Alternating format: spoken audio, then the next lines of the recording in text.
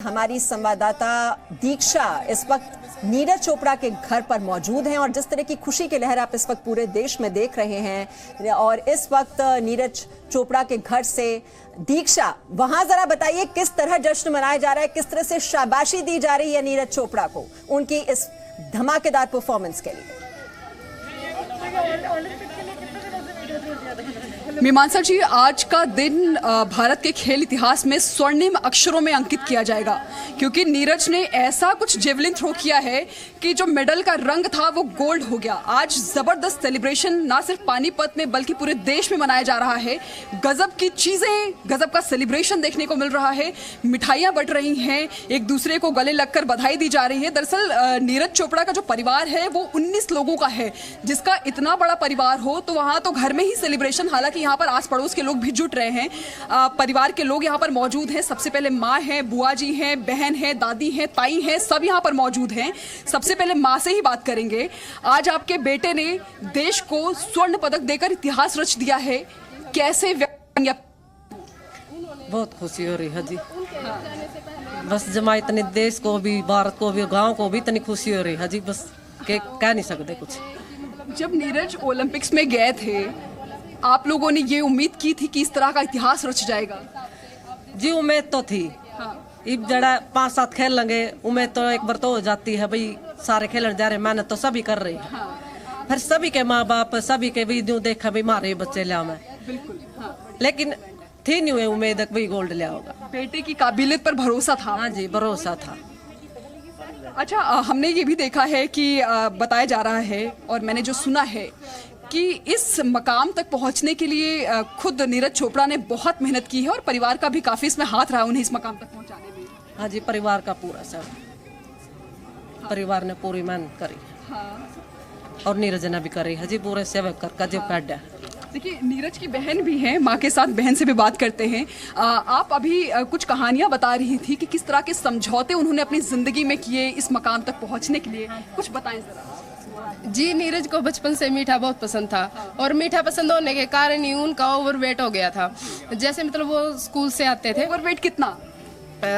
उनका 15 साल की उम्र में लगभग 80 किलो के आसपास वजन था। अच्छा। जी, तो फिर उसी वेट को मेंटेन करने के लिए वो शिवाजी स्टेडियम जाने लगे। जो हमारे सबसे छोटे अंकल जी वो उनको पहले मतलौडा जिम में लेके गए और फिर मतलौडा जिम बंद होने के बाद फिर वो शिवाजी स्टेडियम में गए और वहाँ पर उनके कोच के साथ मिलकर उन्होंने पहले अपना वेट मेंटेन किया और फिर अपने कुछ सीनियर्स को देखकर उन्हें ये लगा कि वो जेवलिन मतलब ट्राई करना चाहते हैं। और जब उन्होंने जेवलिन ट्राई किया तो उनका ट्राई ही मतलब बहुत बेस्ट था। तब उन्होंने ये डिसीजन ले लिया कि मुझे जेवलिन करना है। अच्छा, जब नीरज ने ये शुरुआत की थी तो ऐसा बताया जाता है कि परिवार की आर्थिक स्थिति भी अच्छी नहीं थी, जेवलिन खरीदने के लिए भी पैसे नहीं थे। क्या था उसके बारे में कुछ पता है? जी, उसके बारे में ये कहना चाहूँगी कि मतलब जब नीरज ने ट्राई किया था तो उनका बेस्ट था, तो उन्होंने मतलब सस्ते जेवलिन से ही ट्राई किया था और उसके बाद जैसे ही वो बेहतर करते गए तो परिवार ने देखा कि हमारा बच्चा कुछ कर सकता है, तो परिवार को भी ये इंटरेस्ट बनने लगा कि मतलब बच्चा इतना कर रहा है कि हम भी मतलब अपनी पूरी जान झोंक दें उसके साथ। और फिर हमारे परिवार की और नीरज की मेहनत आज ये रंग लेके आई है कि वो देश के लिए गोल्ड ला रहे हैं। तो नीरज की तो मेहनत थी ही, साथ में परिवार की भी का भी त्याग और समर्पण था इस बात को लेकर। आप स्पेशली बहन होने के नाते उन्हें किस तरह से आपने मदद किया है? सॉरी।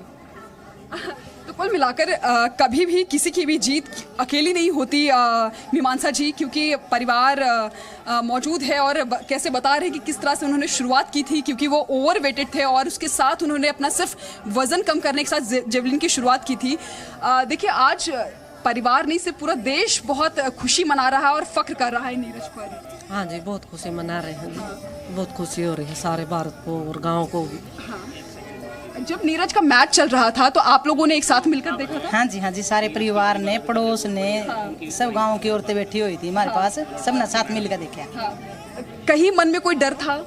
हाँ जी, डर तो पहले बहुत था। डर लग रहा था? हाँ जी, सहमे हुए थे? हाँ जी, लेकिन उम्मीद यही थी कि वो गोल्ड मेडल लेकर आएंगे। आज न्यू थी भी जो कोई न कोई तो मेडल जरूर पक्का लेके आएंगे। हाँ जी।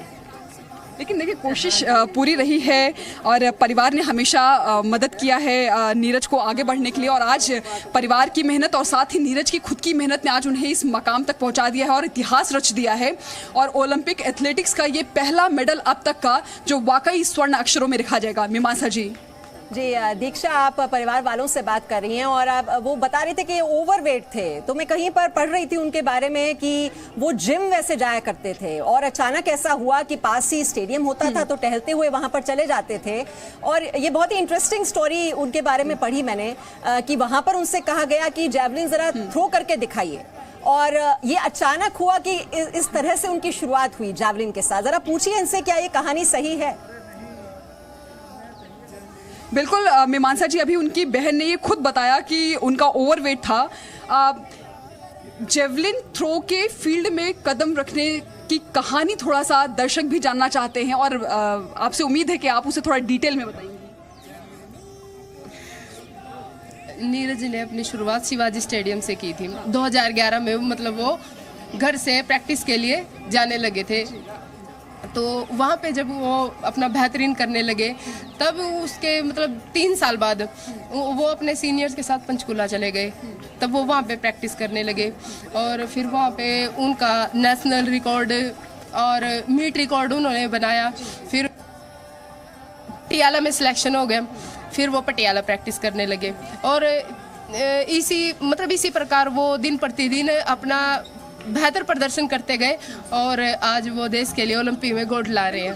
वो इन दिनों जब वो इस मकाम तक, यानी जहां से सफर की शुरुआत हुई और इस सफलता तक, इसके बीच में बहुत समझौते उन्होंने अपनी जिंदगी के साथ किए हैं। उनको काफी कुछ पसंद था, जैसा कि आपने बताया, वो खाते नहीं थे उसको। जी,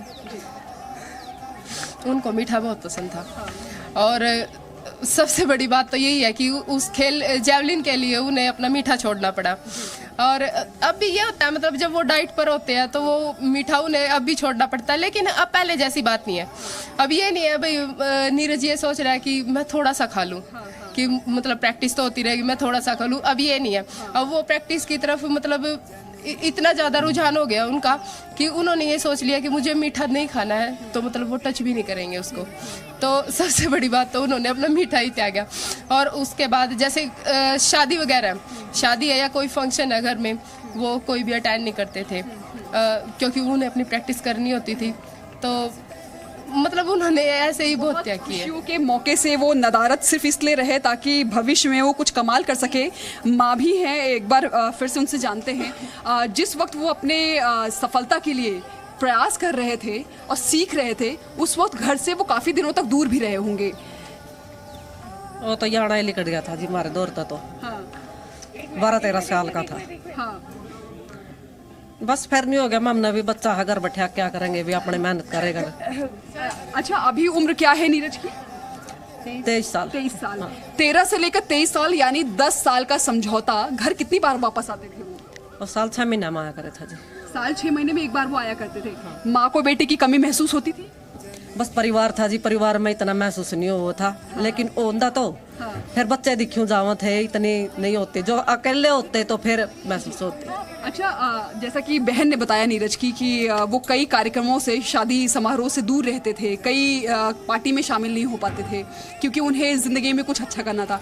आज वो सब जो समझौते थे वो रंग लाए। हाँ जी, और रंग आज दिखा दिया उसने, अपनी मेहनत का भी दिखा दिया और अपने खाने पीने का भी दिखा दिया, जो सारी चीज़ों का त्याग आज दिखा दिया जी। चलिए दीक्षा, मैच देखा, मैच खत्म हुआ और नीरज खुद जीत गए। जी दीक्षा, एक खिलाड़ी के बारे में कहा जाता है कि फिजिकल फिटनेस और मेंटल फिटनेस भी बहुत ही जरूरी होती है, और प्रधानमंत्री नरेंद्र मोदी से वो जिक्र कर रहे थे कि उनको चोट भी लगी थी।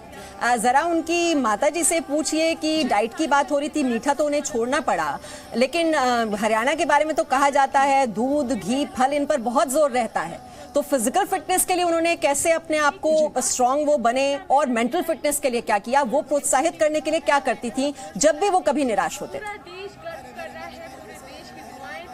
जी देखिए, हमेशा यही कहा जाता है कि दूध दही का खाना देसा में देश हरियाणा। तो यानी यहाँ का जो दूध दही है वो सबसे ज़्यादा डाइट में शामिल रहने वाले प्रोडक्ट है। अच्छा, हम हमेशा देखते हैं कि खिलाड़ी की फिटनेस बहुत ज़रूरी होती है, तो परिवार ने कैसे उनको मदद किया, वो अपने हमेशा फिटनेस को कैसे रखते थे बरकरार? बस मेहनत पकड़न लगे, पीछा फेर नहीं उसने अपना वजन बढ़ दिया जी। फिर तो मेहनत करता रहा, मेहनत का अपनी फिटनेस लाता रहा, मेहनत करके। हाँ जी, जिम जाते थे, एक्सरसाइजेस करते थे। हाँ।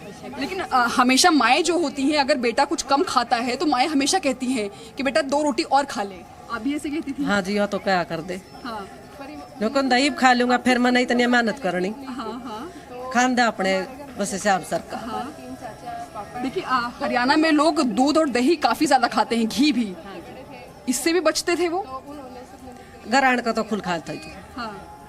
बाहर करदा जो करदा, घर पर तो खूब खा लेता, घी दूध दही और चूरमे मन करया करदा, चूरमा करवा। अच्छा, अपने पूरे रूटीन को लेकर, अपनी डाइट को लेकर वो बहुत डिसिप्लिन में रहते थे। हाँ? हाँ जी, जी प्रैक्टिस होती, गेम देखने लगते जी तो सारी छोड़ दे था, फिर तो रोटी भी आधी खाया करे था, वो कम कर देता खाना। अच्छा, कभी ऐसा महसूस हुआ कि नीरज कभी हताश हुए हैं, किसी मैच में कम उनको पॉइंट्स मिले हैं या कम अच्छा प्रदर्शन किया है, उसके बाद कभी हताश हुए?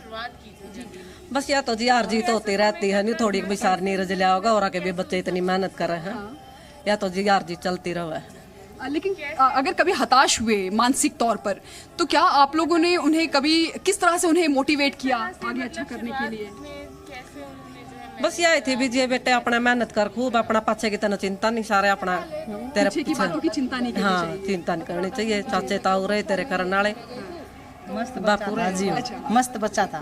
पीछे की तो उसके चारों पापा और चारों अंकल, तीनों अंकल, चारों भाई उसने निभा कर, बेटा तू अपनी मेहनत पे ध्यान कर, अपनी प्रैक्टिस पे ध्यान रखा कर, पीछे की तरह कोई चिंता नहीं, अपनी मेहनत फुल कर। कभी ऐसा हुआ कि वो किसी कार्यक्रम में शामिल होने के लिए अपना जो प्रैक्टिस है वो छोड़कर चुपके से शामिल होने चले? नहीं जी, नहीं जी, ऐसा कभी नहीं किया उस बच्चे ने।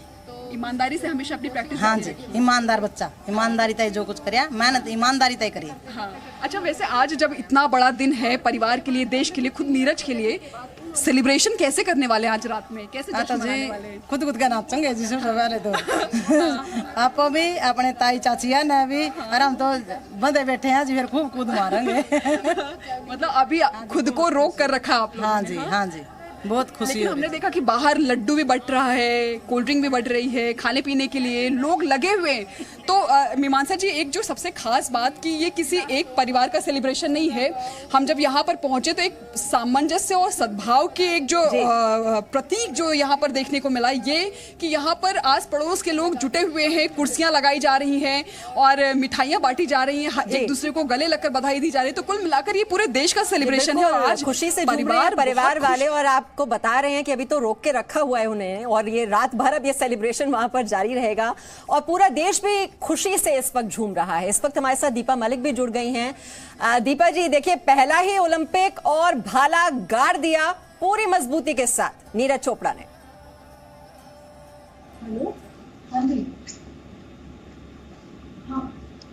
जी दीपा जी, मेरी आवाज आप तक पहुंच पा रही है? जी बिल्कुल पहुंच पा रही है। बिल्कुल स्टनिंग थ्रो था नीरज चोपड़ा का और पूरी मजबूती के साथ उन्होंने भाला गाड़ दिया और ये सुनहरे रंग का मेडल, गोल्डन बॉय इस वक्त उन्हें कहा जा रहा है, और इतने लंबे इंतजार के बाद ये गोल्ड नसीब हुआ है एथलेटिक्स में भारतीय टीम को। देखिए कितना जश्न का माहौल है। मैंने हिंदुस्तान को, भारत को इतना नाचते गाते केवल क्रिकेट के वर्ल्ड कप जीतने पे देखा है, जो आज इन्होंने पूरा माहौल बदल के रख दिया। और सबसे सुंदर बात यह है कि हमारा ओलंपिक के मैदान में राष्ट्रगान बजा, जिसका बहुत इंतजार था, और जिस खूबसूरती से उन्होंने अपने इस मेडल को मिल्खा सिंह जी को डेडिकेट किया है, वो जो समर्पित किया है, वो समर्पण भी एक बहुत बड़ा एक सिंबल है, एक प्रतीक है कि अब भारत के जो युवा हैं वो अब और भी खेलों के प्रति अपना रुख करेंगे। उन्होंने एक बहुत बहुत बेहतरीन परफॉर्मेंस देकर लोगों का दिल जीता है। अभी उनकी माताजी से बात हो रही थी, आई थिंक अब उनकी माताजी को ये एक्सेप्ट करना पड़ेगा कि अब वो भारत का बेटा हो गया है। हर माता उस पर अपना हक जताएगी और भारत की भूमि उस पर अब हक जताएगी। भारतीय सेना का जो ये नौजवान है, और कितने खूबसूरती से इसने धरती को चूमकर और एक भारतीय सेनानी के सलूट के जो उन्होंने अपनी एड़ियां जोड़कर ऊपर उठकर और फिर मेडल अपने गले में डाला, तो हर चीज से उन्होंने अपना जुड़ाव रखा और राष्ट्रगान सुनने को हम तरस गए थे एथलेटिक्स के लिए। तो ये उन्होंने ये इंतजार, ये स्वर्णिम गौरव दिया जो भारत को, उनको हार्दिक बधाई, शुभकामनाएं। बहुत अच्छा लग रहा है कि एथलेटिक्स के लिए इतना जश्न हो रहा है हिंदुस्तान में। मैं खुद एक एथलीट हूँ और मेरे को बहुत खुशी है कि नीरज चोपड़ा का ये जो जैवलिन का मेडल है वो अब आने वाले पैरालंपिक खेलों में भी, क्योंकि पैरालंपिक्स अब शुरू होंगे 24 तारीख को, हमारे 7 खिलाड़ी हैं जो टॉप 3 रैंकिंग में चल रहे हैं और 7 के 7 पैरालंपिक में जैवलिन थ्रोअर है। जी बिल्कुल दीपा जी, देखिए त्याग है, समर्पण है, मेहनत और लगन का नतीजा है। और ये जो कामयाबी की उड़ान है, ये सुनहरी उड़ान इसी तरह से जारी रहनी चाहिए, इसी उम्मीद के साथ। लेकिन मजबूरी है मेरे लिए, मुझे एक छोटा सा ब्रेक लेना होगा और ब्रेक के बाद हम और भी विस्तार से बातचीत करेंगे। और ये तो जश्न का मौका है क्योंकि पूरा देश इस वक्त, खुशी की लहर पूरे देश में नजर आ रही है, झूम रहा है पूरा देश, क्योंकि मौका ही इतना ऐतिहासिक है, दोहरी खुशी है। Presenting B News app available on Google Play and App Store. Download it now.